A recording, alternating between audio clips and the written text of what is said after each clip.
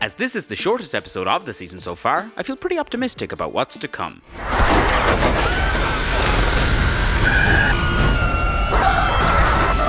Episode 3 starts in Ruth, Nevada, where a helicopter outside somehow causes part of the house inside to collapse.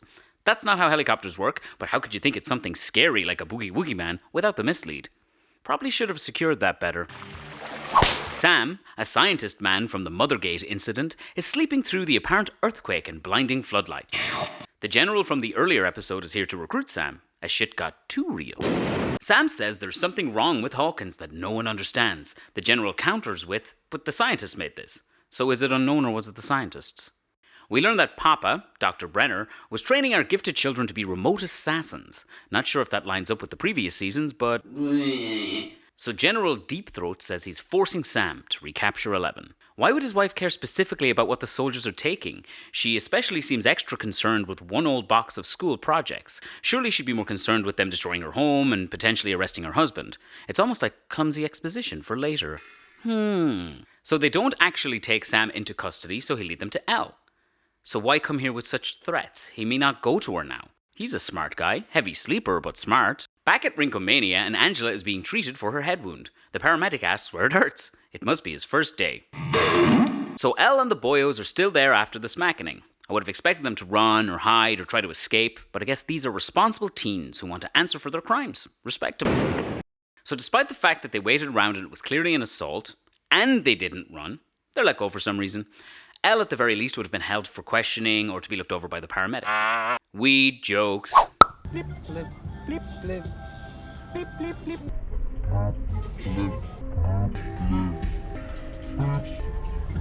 They turn their blips into circus music, and honestly it fits. The show has become a travelling carnival by this point. I've literally no idea what the show wants me to feel. Am I supposed to be laughing at the stoners blipping, or sad for Elle, or maybe even scared of her? And just on time, when my poor aching bones can't take any more, Murray. So now Murray, the family, and Argyle are having dinner. Murray obviously lies about why he's there, but to be fair, the kids, and Argyle, have been through a lot, so it's fair that they don't pick up on it or care. Okay, I'll admit it, the olive oil wine joke got a smile for me. I'm starting to break. It's lucky that Angela didn't rat on Elle to the EMTs or to the staff or her parents, who would have been extremely concerned with what had happened and would have tried to find out who did it as soon as they'd heard, or the police who absolutely would be involved, or Joyce who would have to stay around and deal with the consequences of her surrogate daughter violently assaulting another child. Then she wouldn't be able to go on her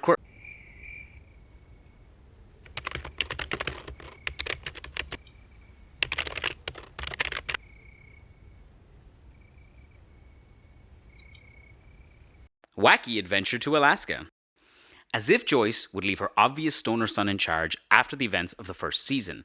But by now she's basically a different character.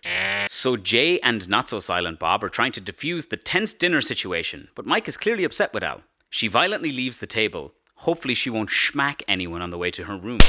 Murray thinks his cooking is responsible for the odd behavior, despite the fact that he knew that the older boys were high and Elle was clearly reacting to what Mike was saying.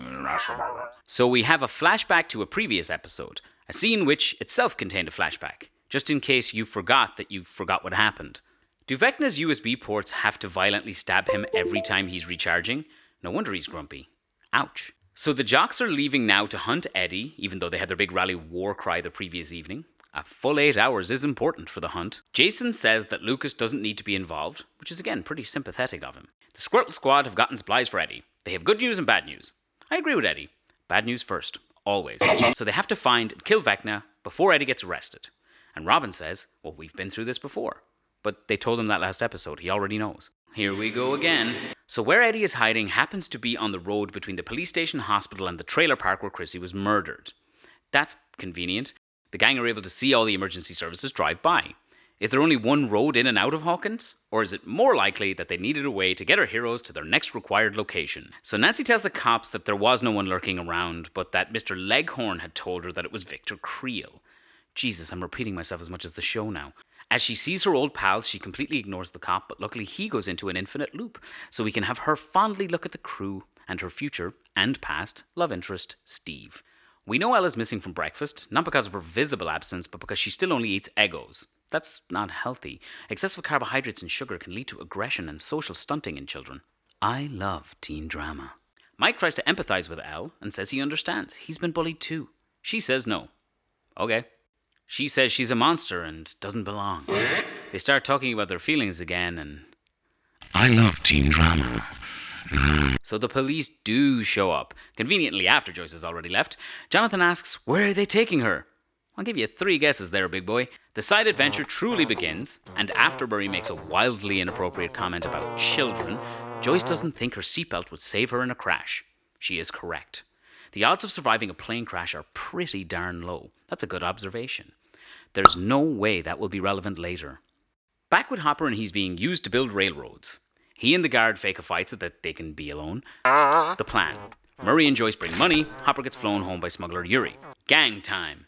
And they're trying to figure out the connection between the victims and why they were killed. Steve correctly worries whether it's the trailer park. I'm with you, Steve.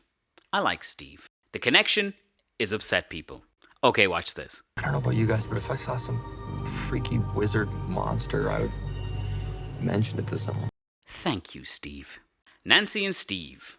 The love begins. Vecna can Professor X his way to his next victim. He apparently loves misery. After watching this show, I might be next. Good thing I'm already a skeleton. So Patrick is up next. The jocks arrive to the set of Scott Pilgrim to investigate Sex Bomb. Nice choice of sides there, Lucas. Back with Elle, the police tell her Angela got a grade 2 concussion. Checks out. So Elle's prison van leaves exactly as the boys leave the station. Come on. So Murray is even a quirky sleeper? Jesus, his existence must be exhausting. You ever notice how airplane food and Russian prisons? Hopper gives away his dinner so that the other prisoner can break his leg for him. It looks like the chain breaks, but luckily it was just his foot. So Nancy and Robin aren't friends. It's not fine. I wonder if by the end of the season they will be, thus completing a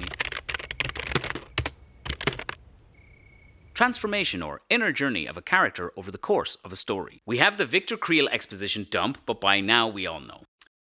Okay, Robin, chill. Nancy, it's rude to keep ringing that bell. They'll be with you when they get a chance. You've obviously never worked retail. Max goes to her school therapist. Dustin and Steve further the super interesting plot about how he and Nancy are going to end up together. The therapist asks Max to open up about... So Max tries to gain information by being rude. I guess she did lose her brother and her manners. Max happens to find the exact keys that she needs to break into the therapist's office and further the plot. Luckily, they were labelled and in plain view. I know I labelled all of my keys for where I live and where I work, especially if I use them every day. Lucas escapes the jocks to contact Dustin. Dustin stupidly gives away Eddie's location immediately. Dude, you have no idea who's listening. You know that Lucas hangs out with the jocks now and Chrissy's boyfriend. Ex-boyfriend. More Elle, more flashbacks, more pain. There is no way the police van would allow themselves to be stopped. They did. They would at least pull out their guns. They certainly wouldn't just lower their windows, compromising themselves and their prisoner, okay? They immediately hand Elle over. I guess if they don't ask too many questions, they might be home in time for dinner. So Sam does exactly what the general thought and tracks down Elle. It's pretty lucky that Elle had a separate bully plot and Joyce had her Hopper plot all at the same time so we could have this dramatic reunion between Elle and Sam. Paul Reiser is a great actor. Reiser? Murray and Joyce arrive in Alaska. So Hopper can walk on his decimated foot? The Russians were correct. He is strong. Classic 80s investigation involving the original internet. I've seen these machines in quite a few movies and shows, and I've always wondered if every town had them. Are they as quick to use as they seem? Do they have every newspaper ever from the town? The state? Whatever, they need information, stop thinking about things. So Robin asks what they're looking for. But you should know. Info on Victor Creel. You were the one that gave the exposition dump earlier. But we need them to have their slightly older teen drama. Nancy thinks Steve and Robin are together. That's why she's been such an ill-mannered missy. Oh boy, will she have egos on her face. They find precisely what they need in the tabloids and believe it immediately. They then tell Dustin what they've learned over the radio. Why do characters in certain shows always say things like, "There's no time to explain, just get over here"?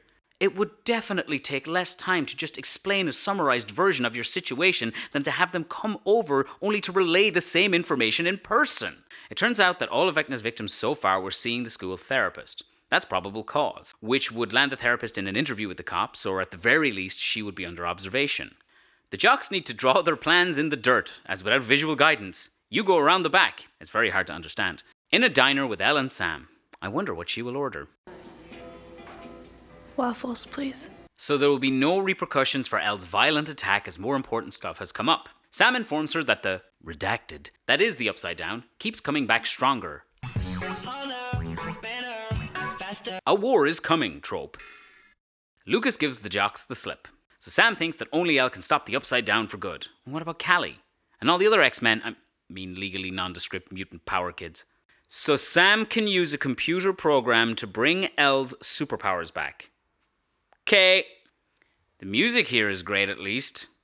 They pull the old Empire Strikes Back, except unlike Luke, Elle decides not to go back and help her friends. Billy! Max is also next. Elle asks the question that started the season. Is she a monster or is she a hero? I thought that might be her full arc, but I guess that we have her where she needs to be, so we're done with that already. Back at the school, and just to confirm that Max is also our next, victim again. Also, she sees the spooky clock on the walls. Vecna has a goofy voice. Episode 3 is all over the place. The conflicting tone, the pacing, and the contrivances peak here. It's so obvious that many of the setups from the first 2 episodes were just there to get our characters to where they needed to be.